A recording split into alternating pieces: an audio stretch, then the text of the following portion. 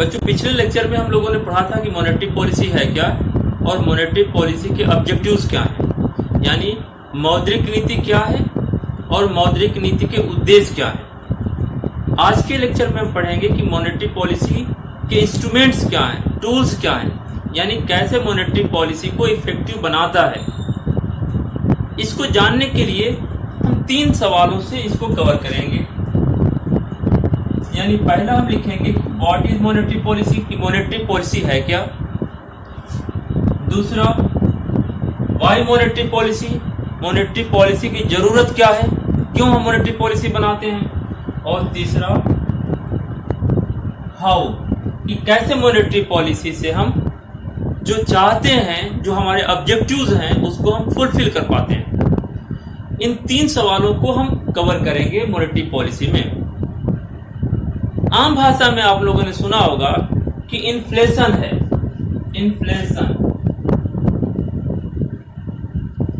Inflation को हम बोलते हैं महंगाई। अगर आप इकोनॉमिक्स में बोलेंगे तो बोलते हैं मुद्रास्फीति। आम भाषा में बहुत सारे लोग यूज करते हैं कि महंगाई बढ़ गई है। महंगाई कैसे बढ़ती है? महंगाई बढ़ने के, इन्फ्लेशन बढ़ने के 2 कारण हो सकते हैं। एक बोलते हैं डिमांड पुल इन्फ्लेशन, एक को बोलते हैं कास्ट पुल इन्फ्लेशन। आमतौर पर जो महंगाई बढ़ती है उसके 2 कारण होते हैं। डिमांड पुल, यानी मांग के बढ़ने पर जब महंगाई बढ़ती है। दूसरा है कास्ट पुल इन्फ्लेशन, जब लागत बढ़ती है जिसके कारण कीमत बढ़ती है और उसके कारण जब महंगाई बढ़ती है, इसको हम बोलते हैं cost pull inflation. Demand pull inflation और कास्ट पुल इन्फ्लेशन को डिटेल में हम अलग लेक्चर में पढ़ेंगे, आप देख लेंगे उसको।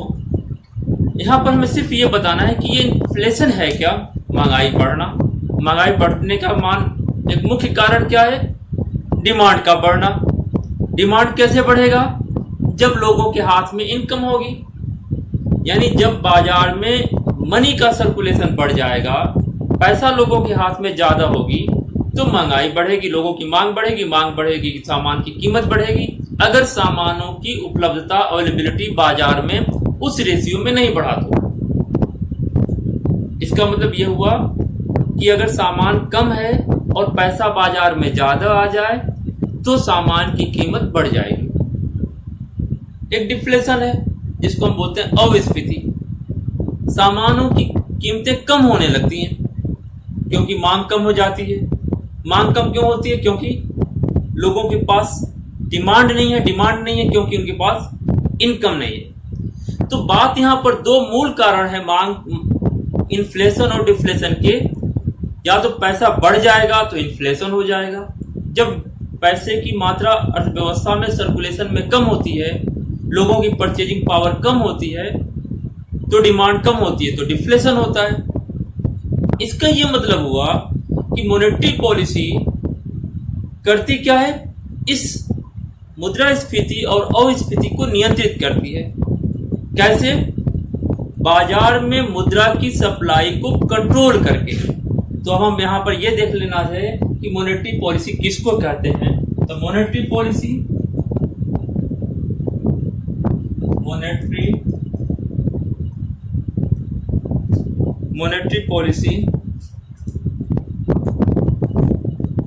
is the process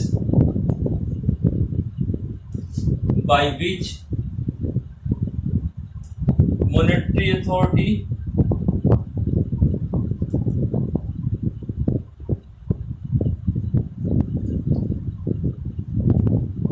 control money supply in the market. Monetary authority is equal to monetary authority,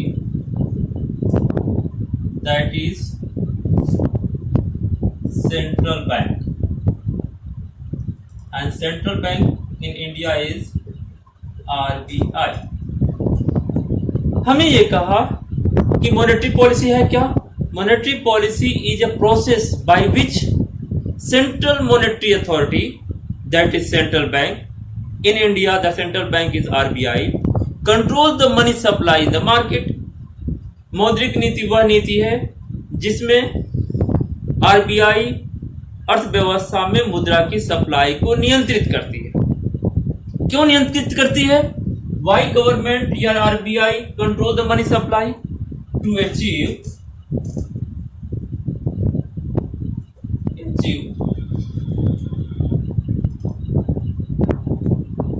stable economic growth। यानी मकसद क्या है? To achieve stable economic growth. तो मॉनेटरी पॉलिसी का मतलब यह हुआ कि monetary policy is a process by which central authority, monetary authority that is RBI, control the money supply in the market to achieve the highest economic growth and that economic growth should be stable economic growth with stability. इसका मतलब हुआ मौद्रिक नीति वह नीति है जिसके द्वारा मौद्रिक अथॉरिटी या रिजर्व बैंक ऑफ इंडिया अर्थव्यवस्था में मुद्रा की सप्लाई को नियंत्रित करती है। अब क्यों करती है हमने बता दिया कि मुद्रा की सप्लाई अगर ज्यादा हो जाएगी तो इन्फ्लेशन हो जाएगा, अगर मुद्रा की सप्लाई अर्थव्यवस्था में जरूरत से ज्यादा हुआ तो इन्फ्लेशन हुआ, अगर मुद्रा की सप्लाई कम हो जाएगा तो उसको हम बोलते हैं डिफ्लेशन होगा। यानी मुद्रास्फीति और मुद्रा अवस्फीति को नियंत्रित करने के लिए हम मौद्रिक नीति और राजकोषीय नीति का प्रयोग करते हैं, मॉनेटरी पॉलिसी और फिस्कल पॉलिसी का यूज करते हैं। अब रिजर्व बैंक ऑफ इंडिया या मॉनेटरी अथॉरिटी कैसे मुद्रा के सर्कुलेशन को, मनी के सर्कुलेशन को कंट्रोल करता है, तो इसको हम पढ़ेंगे टूल्स ऑफ मॉनेटरी पॉलिसी। पहले हमने सीखा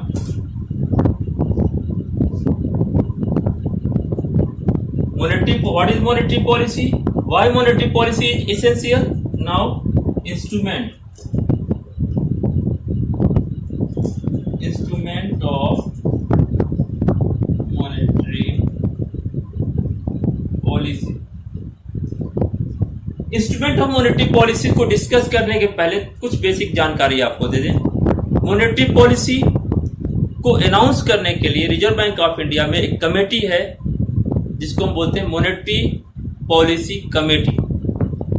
मॉनेटरी पॉलिसी मिनिमम साल में 4 टाइम अनाउंस होगा, यानी Reserve Bank of India Act 1934 के तहत ये फिक्स है कि monetary policy committee announce review monetary policy of minimum 4 time in a year. कम से कम साल में 4 बार इसको रिव्यू करेगा, यानी 4 बार मौद्रिक नीति मॉनेटरी पॉलिसी को बताएंगे। आमतौर पे आज की जो प्रैक्टिस है, हर 2 महीने के बाद reserve Bank of India monetary policy announce करती है।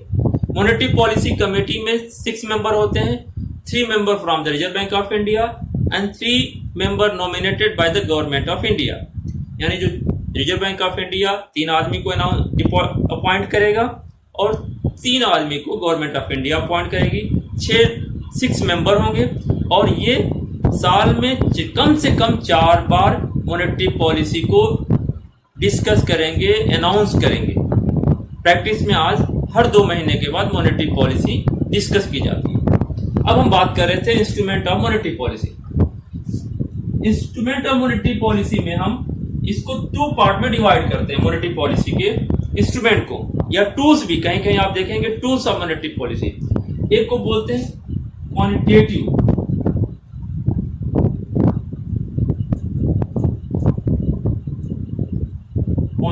इंस्ट्रूमेंट, इसको हम बोलते हैं मात्रात्मक। एक को बोलते हैं क्वालिटेटिव इंस्ट्रूमेंट।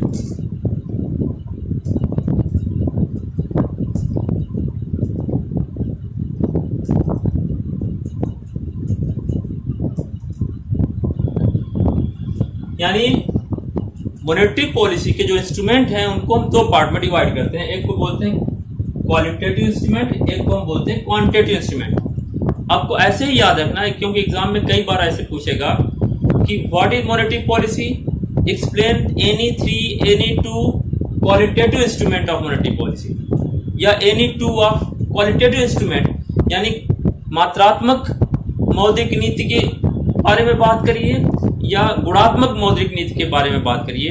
तो आपको मात्रात्मक और गुणात्मक क्लियर होना चाहिए कि कौन कौन से इंस्ट्रूमेंट हैं वो मात्रात्मक यानी क्वालिटेटिव इंस्ट्रूमेंट में, क्वांटिटेटिव इंस्ट्रूमेंट में आएंगे, और कौन सारे क्वालिटेटिव इंस्ट्रूमेंट यानी गुणात्मक इंस्ट्रूमेंट में आएंगे।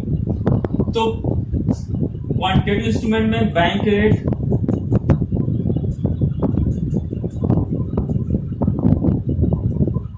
Repo rate, reverse repo rate, CRR, SLR, open market operation. यानी अगर हम क्वांटिटेटिव यानी मात्रात्मक इंस्ट्रूमेंट की बारे में बात करें तो इसमें मुख्य रूप से आते हैं bank rate, repo rate, reverse repo rate, CRR को हम बोलते हैं cash reserve ratio, SLR statutory liquidity ratio, और ओपन मार्केट ऑपरेशन जिसको हम बोलते हैं खुले बाजार की क्रिया। अगर हम क्वालिटेटिव इंस्ट्रूमेंट की बात करें तो margin requirement,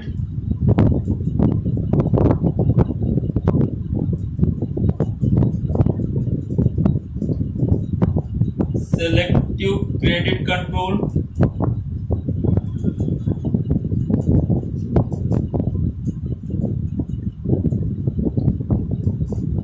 direct action, moral suasion. अगर हम क्वालिटेटिव इंस्ट्रूमेंट की बात करें तो इसमें मुख्य रूप से मेनली 4 इंस्ट्रूमेंट है: margin requirement, selective credit control, direct action और मोरल सुएजन। की अर्थव्यवस्था में 2 सिचुएशन हो सकती है, या तो इन्फ्लेशन होगी या डिफ्लेशन होगी, यानी मुद्रा की स्फीति होगी या मुद्रा अस्फीति होगी। तो हम एक सिचुएशन को ले लेते हैं।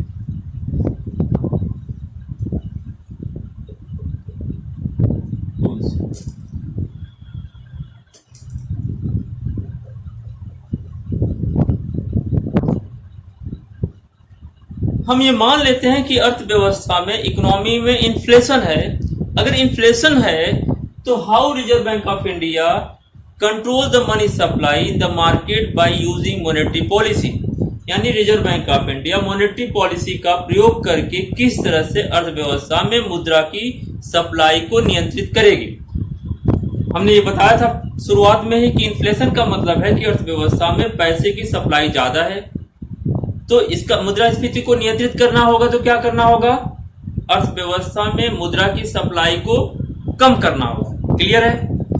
अब हम बैंक रेट के समझने के लिए आप यहां देखें, पहले सबसे ऊपर आरबीआई है। हम आरबीआई को बोलते हैं, RBI is apex banking system. Banking system में एपेक्स बॉडी है, सबसे ऊपर है। उसके बाद आती है कमर्शियल बैंक, उसके बाद लोग, पीपल है। जो इकोनॉमी है, अर्थव्यवस्था में ये सिस्टम है, सबसे ऊपर आरबीआई है मॉनेटरी पॉलिसी में, उसके बाद बैंक है, उसके बाद लोग हैं। अब आरबीआई किस तरीके से मुद्रा की यानी मनी सप्लाई को नियंत्रित करेगा? मनी सप्लाई को कंट्रोल करना है। इन्फ्लेशन को अगर कंट्रोल करना है तो हमें मनी सप्लाई को कम करना है। अब एक एक करके हम देखेंगे कि ये बैंक जो रूल्स हैं कैसे मॉनेटरी पॉलिसी में यूज किया जाएगा।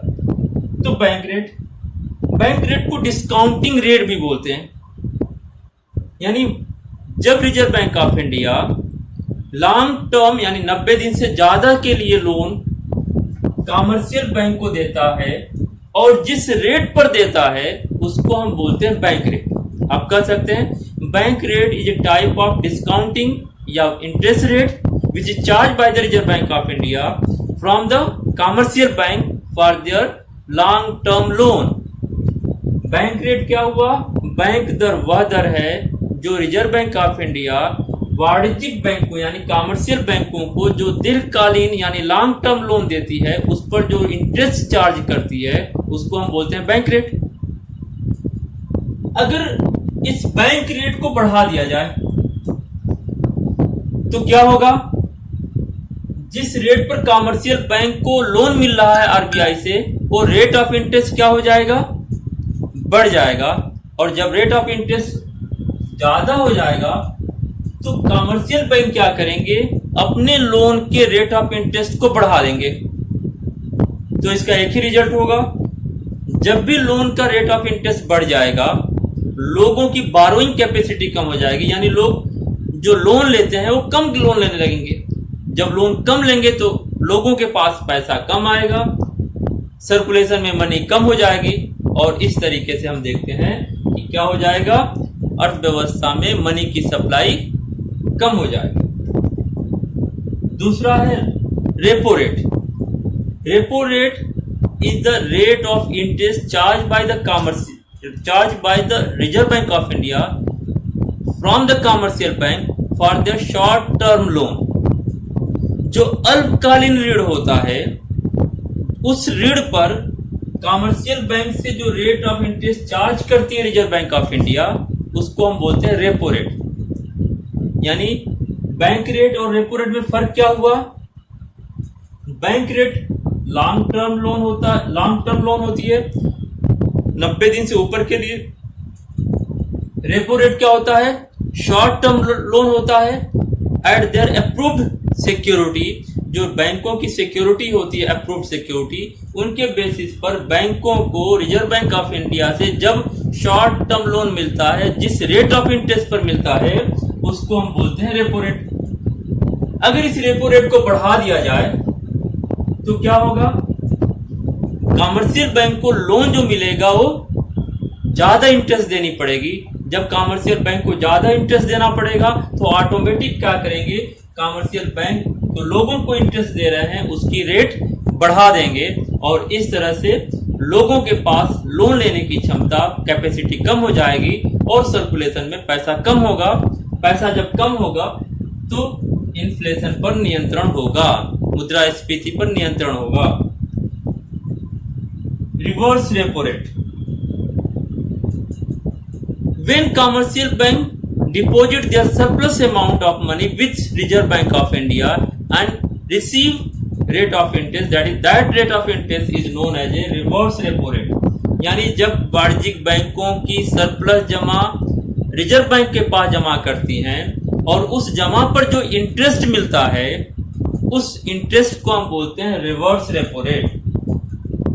फिर से याद रखना है, रेपो रेट क्या है?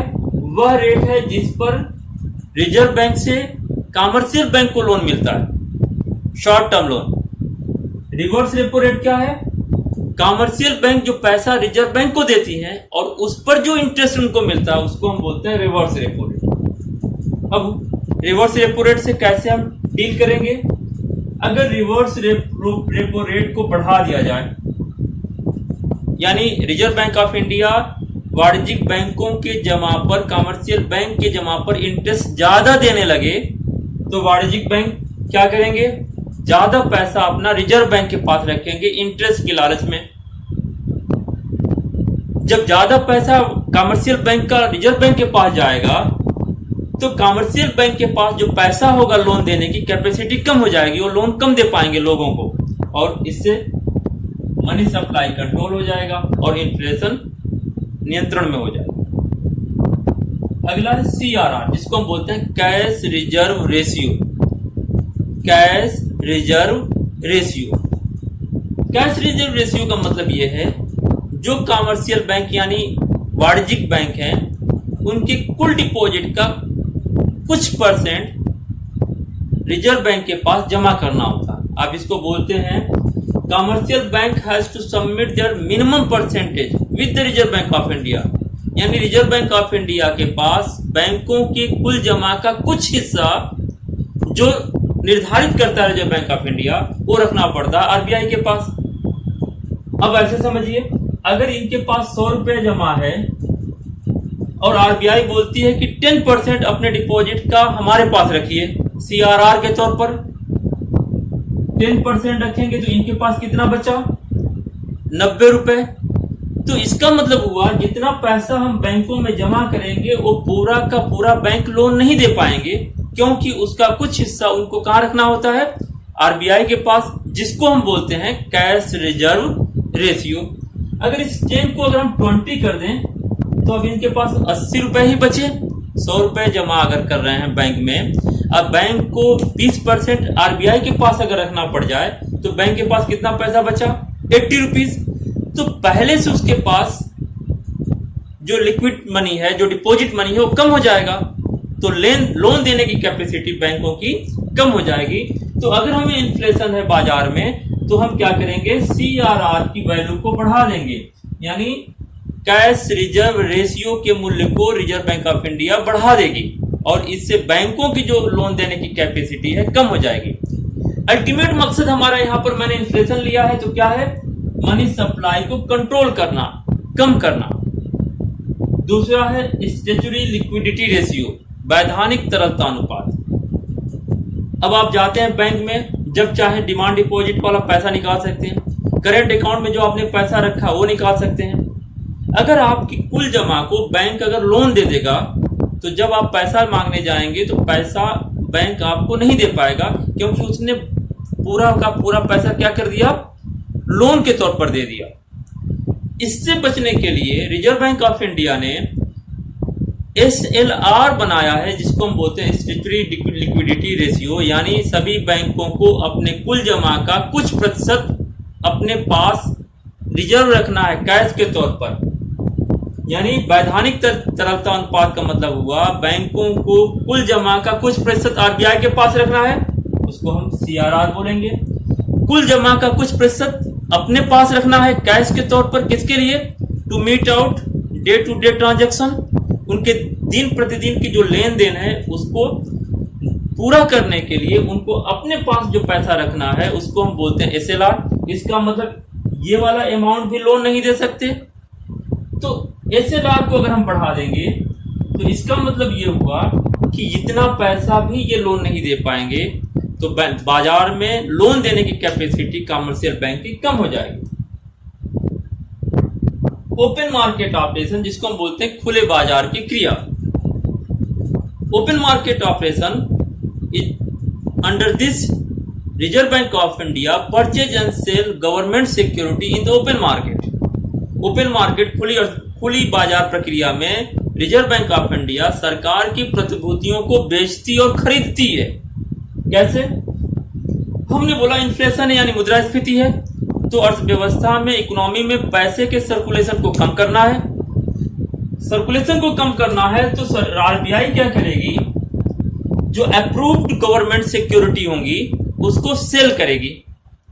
तो जब बाजार में ओपन मार्केट ऑपरेशन में आरबीआई गवर्नमेंट सिक्योरिटी को सेल करेगा तो लोग या बैंक जब उसको खरीदेंगे तो लोगों के हाथ में क्या होगा?